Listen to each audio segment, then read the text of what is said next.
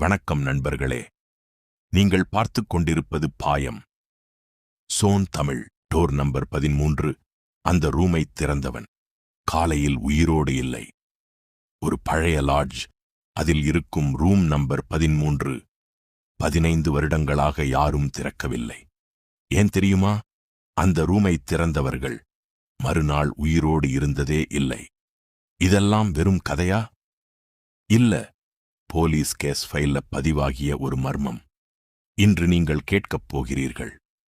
கோயம்புத்தூரில் இருந்து சுமார் 40 கிலோமீட்டர் தொலைவில் மலைப்பாதையில் இருந்தது ஹில் கிரவன் லாட்ஜ். ஒரு காலத்தில் சுற்றுலா பயணிகள் நிரம்பி வழிந்த அந்த லாட்ஜ் இப்போது முழுக்க வெறிச்சோடி கிடந்தது. ஒரே ஒரு முதியவர் மட்டும் அங்கே வேலை பார்த்தார். அவருடைய பெயர் ராமசாமி. ஒரு நாள் 4 யூடியூபர்ஸ் அந்த லாட்ஜுக்கு வந்தார்கள். அர்ஜுன், விஷ்ணு, கார்த்திக், ரோகித். அவர்கள் பேரானார்மல் வீடியோஸ் எடுத்து ஃபேமஸ் ஆனவர்கள். அர்ஜுன் சிரித்தபடி கேட்டான், அண்ணா, ரூம் எண் 13 எங்கே? அந்த கேள்வியை கேட்டவுடனே ராமசாமியின் முகம் மாறியது. எந்த ரூம்லையும் தங்குங்க, ஆனா 13வது ரூம் மட்டும் திறக்காதீங்க. ஏன்? அதுக்குள்ள போனவங்க வெளியே வந்ததே இல்ல. 4வரும் சிரித்தார்கள். அதான் எங்களுக்கு கண்டென்ட். அந்த இரவு 11:45 கேமரா ரெக்கார்ட் ஆன்.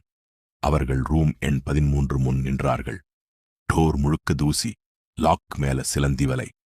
ரோகித் மெதுவாக சொன்னான், மச்சி, இந்த டோர் உண்மையிலேயே பல வருஷமா திறக்கல போல. அர்ஜுன் கிராப்பரை எடுத்தான். டங்! ஒரு அடி. டங்! 2வது அடி. 3வது அடியில் லாக் உடைந்தது. கதவு தானாகவே மெதுவாக திறந்தது. SFX குழந்தை சிரிப்பு. 4வரும் ஃப்ரீஸ். யாராவது கேட்டீங்களா? இல்லடா, அது காற்றின் சத்தம் என்று நினைத்து உள்ளே சென்றார்கள். ரூமுக்குள் பழைய கட்டில், உடைந்த கண்ணாடி, சுவரில் நகங்களால் கீறியது போல் ஒரே ஒரு வரி, தூங்காதே. விஷ்ணு சிரித்தான். யாரோ பிராங்க் பண்ணிருக்கிறாங்க. அந்த நேரம் கேமரா பேட்டரி 100% இருந்தது. திடீரென்று 28%. எப்படி? அதே நேரம் ரூம் டெம்பரேச்சர் குளிர்ந்து போனது. அவர்கள் மூச்சு கூட புகையாக தெரிந்தது. கட்டிலுக்கு கீழே ஒரு பழைய டைரி. தேதி 17 ஜூலை 2011. இந்த ரூம்ல இரவு 2:13 ஆனதும் யாரோ கதவை தட்டுறாங்க. திறக்கக்கூடாது. திறந்தா அது உள்ள வராது. நீயே வெளியே போயிடுவ. அதற்குப் பிறகு டைரி காலி. ஒரே ஒரு பக்கம் மட்டும் இரத்தத்தால் எழுதப்பட்டிருந்தது. அது கண்ணாடிக்குள்ள இல்லை, உன் பின்னாடி. டைம் 2:12. அமைதி 2:13. டக் டக் டக். Door knock. யாரும் பேசவில்லை. 3வது நாக். ரோகித், நான் திறக்கிறேன். டேய் வேண்டாம். அவன் கதவை திறந்தான். வெளியே யாரும் இல்லை. அவன் திரும்பி உள்ளே வந்தான். ஆனால் கேமராவில் அவன் மட்டும் வரவில்லை. அவனுக்கு பின்னால் ஒரு கருப்பு உருவம் அறைக்குள் நடந்து வந்தது. அதை யாரும் கவனிக்கவில்லை. கார்த்திக் மிரர் ஐ பார்த்தான். அங்கே 3 பேர் மட்டும். டேய், நாம 4 பேர் தானே? அனைவரும் திரும்பி பார்த்தார்கள். ரோகித் காணவில்லை. மச்சி இப்போதானே இங்கே இருந்தான். முழு லாட்ஜும் தேடினார்கள். யாரும் இல்லை. அந்த நேரம் மேலிருந்து ஒரு சத்தம். அர்ஜுன்! அது ரோகித்தின் குரல். அவர்கள் மேலே ஓடினார்கள். அங்கே ரோகித் நின்றிருந்தான், முகம் வெள்ளையாக. வீட்டுக்கு போலாம், அவன் மெதுவாக சொன்னான். ஆனால் விஷ்ணு அவனுடைய கால்களை பார்த்தான்.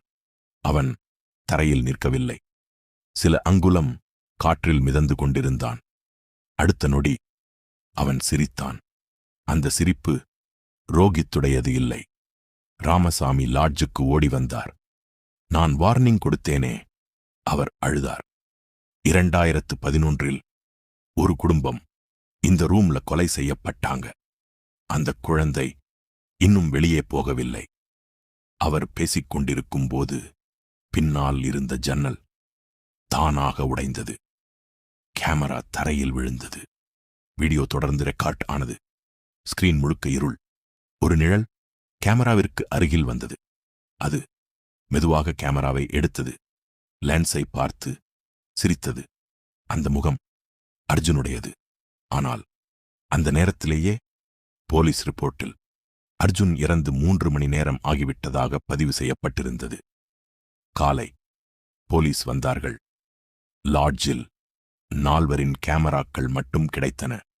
பாடி ஒன்றுமில்லை. அந்த நாள் முதல் ஹில்கிரவுன் லாட்ஜ் மூடப்பட்டது.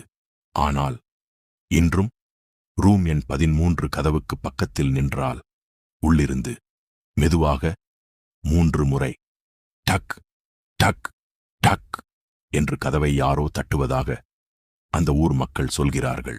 இன்றிரவு யாராவது உங்கள் வீட்டுக் கதவை 3 முறை தட்டினால் உடனே திறக்காதீர்கள். ஏனென்றால் அது மனிதனாக இருக்க வேண்டிய அவசியமில்லை.